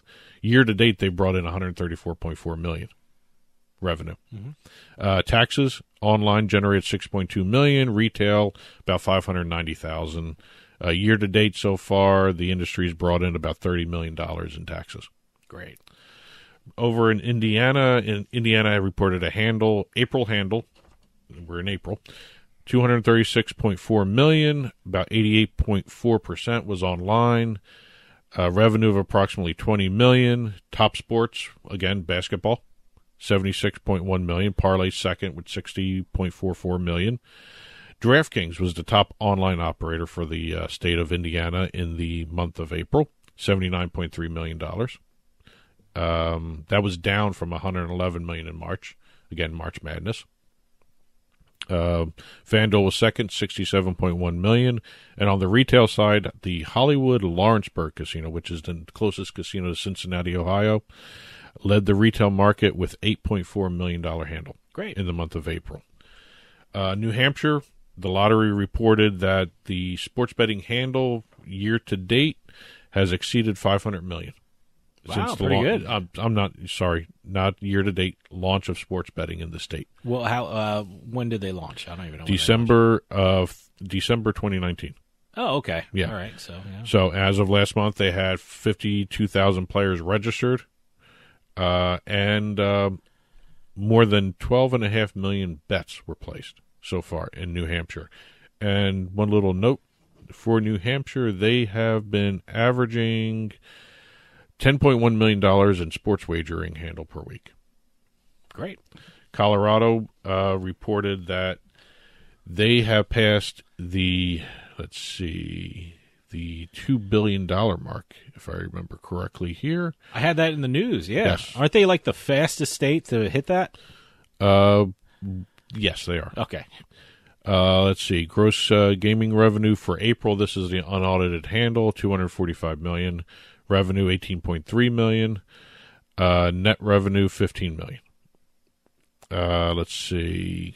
Top sports for the first year in existence. Basketball, $435 million. Football, $383 million. NCAA basketball, they separated those two out. You know, the pro and NCAA and That's college. interesting, yeah. Okay. $193.889 million. All right. Baseball was fourth with $105 million, almost 106. And your favorite sport, table tennis. Wow. $91 million. They love it in Colorado. Hey, good for them. You good rabid table tennis fans. And Colorado ended its first year in operation with 20 online operators and 16 retail operations in the state. Great. Let's see. Going over to Tennessee. Tennessee reported an April handle of $172 million, making them, in the first 6 months, the quickest jurisdiction to reach the $1 billion milestone. Oh, okay. In the U.S. Boy, Tennessee and Colorado are really growing. Well, again, Tennessee is online only, and there's no in-person registration requirement. So, well, there's no retail sports. Well, you could set up something that could do you can have a gaming office set up for it, but it's all mobile and they are moving quick. And one side note regarding Tennessee, it looks like the Tennessee Action 24/7 lawsuit is gone, done. Good. They're free and clear, moving ahead. On the national side, March handle now exceeds $4.6 billion for the month of March. That's a record. Wow. So a lot of good stuff going on in March and April. As always, Illinois kind of screws me up. I keep wanting to go March every time I start with them in March, the month before. Sure. But April, March, good months. Recovery moving ahead pretty good according to the AGA. They released their numbers for the first quarter. Shows a total gross gaming revenue of $11.1 billion this year. And when you say AGA, it's the American Gaming Association. American Gaming Association. That's the gross gaming revenue. That's all gaming, not just sports betting. Okay. Sports betting did account for $961.1 million nationally gross gaming revenue. That's combined that with online gaming. Those two combined for about 16% of the overall gaming pie for quarter one. Couple launches to talk about. We have SimpleBet. Their specialty is the micro markets. Yeah. Okay. They are now working with Gambit, or Intralot, I should say. Intralot, which runs Gambit, and also the Montana sports betting industry. Montana Sports and Washington, D.C. Gambit are now doing micro markets for MLB, Major League Baseball, and National Basketball Association games. That's a brand new thing for those two jurisdictions. Fubo TV announced in their earnings call that they will be launching the Vigtory online sportsbook in the final quarter of this year. Vigtory. Is that what? Vigtory. You know, like the Vig? Okay. Yeah, I understand that. So Vigtory. Indiana, Barstool Sports got their go live authorization May 18th, so they're live in Indiana. Also, Indiana, I think we talked last week, Tennessee allowed a local MMA outfit to be bet upon in the state. Yeah. Indiana now has the Legacy Fighting Alliance as an approved event for sports betting. Great. That's a minor league almost for the UFC and some of the other MMA things, Bellator, all those MMA things. This is almost a minor league for them. I actually like it when state sports books allow betting on a state and local kind of activity. I think it's great. I think it's a great marketing tool, and I think it's great for, the state in that sport, get the local fans involved. Well, the Legacy Fighting Alliance is a national outfit. Okay. But they are the minor leagues, basically. Okay. I'm sure they're not going to like you saying that. But oh, no, they admitted that? They say it in their press material. Okay. They're for fighters who want to showcase their skills for Good. some of the major things. Good. I mean, they do well on their own there with the Legacy, but they are basically a minor league for the main MMA outfits. Legislation, we got a couple interesting little things here. Connecticut, the lottery is moving closer and closer to picking their sports betting partner. They asked for 4 or 5 sportsbook operators to respond to the RFP. The RFP is actually open to the general public in terms of sports betting operators who want to apply, but the lottery specifically asked for certain ones. Okay. They also clarified some of the other portions of the RFP, like minimum capital investment for retail, maximum deductions of annual costs, which affects the tax that the state's going to charge on the operator. Guaranteed minimum revenue share for each year of the 10-year license if it's higher than what the lottery has as a minimum requirement. Okay. Lottery wants a minimum of $5 million in year 1 and $10 million in years 2 through 10. Okay. So you can offer more to the state to get your license. Okay. Yeah, that's what they want to do. Yeah, it might be a good idea. Yeah. If you really want that Connecticut license, why not? And they also want, and this is an interesting statement, they want a clear example of the proposed revenue share between the state, or the lottery, I should say, the Connecticut lottery and the sportsbook platform that they're talking to. Well, okay. Well, Connecticut's doing their homework. Good for them. Ohio, they're still tweaking some of the legislation. They just introduced their first sports betting bill last week, and they're looking at exactly what the language is and who can apply for licenses, whether casinos, racinos, sports betting operators, that sort of stuff. They're offering 40 licenses, 20 for existing and 20 for individuals that aren't tethered to the casinos. I love this statement by one of the senators. Under the bill as drafted, even the Ford Motor Company can get a sports betting license in Ohio. So they got some tweaking to do in Ohio for some of this stuff. Look, they have a lot of examples to work with. I mean, they're not the first state that's going to enact sports betting legislation. They can look around. They can call up other states and ask the offices and say, what works good, what doesn't work. I'm surprised it's taking this long. I mean, they're not breaking new ground here. They're breaking new ground in the state, but they're not breaking ground in legislation for sports betting. Well, the way they have it set up, they could be the first uncapped, untethered sports betting market, the way the language is drafted right now. Okay, so Over in Washington State, they are moving very quickly with regards to sports betting. They now have 15 federally recognized tribes of the 29 total tribes that have now sports wagering compacts with the state.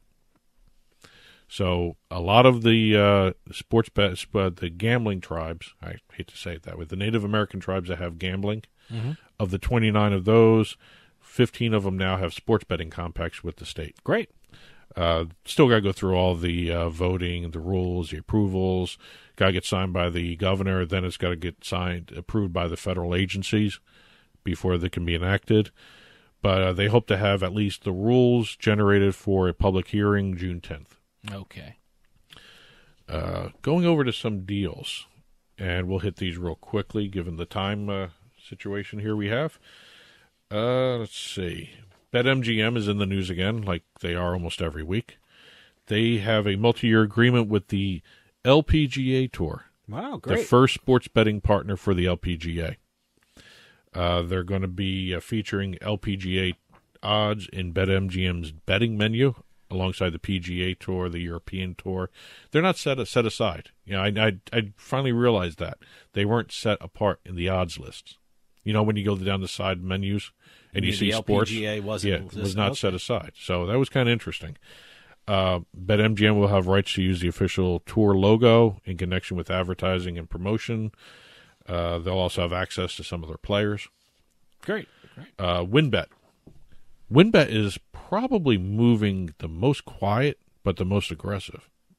Because you don't hear too much about WynnBET. I see a lot of their commercials in New Jersey. So, but you don't hear about them in the news too often. I don't hear a lot about, they are now, they just executed a multi-year marketing partnership with the Memphis Grizzlies in Tennessee. They just launched 2 weeks ago in Tennessee. They have a deal with the Grizzlies. They're going to be all across the Grizzlies' digital footprint. Wherever you see something by the Grizzlies online or, you know, app-wise, you're going to see some WynnBET stuff. They're also going to get a physical space at the FedEx Forum where the Grizzlies play. What do you mean? Are they going to have a lounge like a lot of the they don't know have? yet, but they are talking about a sports bar type design for this space. Doesn't have an opening date yet. They're planning to have. So they're in discussions right now. They're planning to have it open year round, not just on game days. A whole bunch of media attached to this. WynnBET will be the presenting partner of the Chris Vernon Show, which is a daily sports show. Will be the presenting partner of the Odds Couple, another sports betting show. A great name. The Odds Couple. It's clever. It's a great name for a show. Let's see. And the Grizzlies mobile app now offers fans a free-to-play game function with the WynnBET logo all over it. It's a free-to-play buzzer-beater picks in-app game for prizes and cool stuff like that. Great. Wynn Interactive, staying with Wynn, will be a independent company. They have just done a deal with a German company to create an independent public company called Wynn Interactive Limited. It's going to be trading under the ticker symbol WBET on the NASDAQ.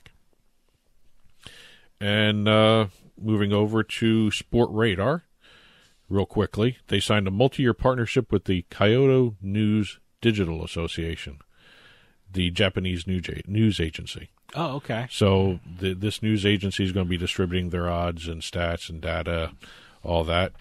Also, Sport Radar just secured a data and content agreement with the NBC Sports Regional Networks.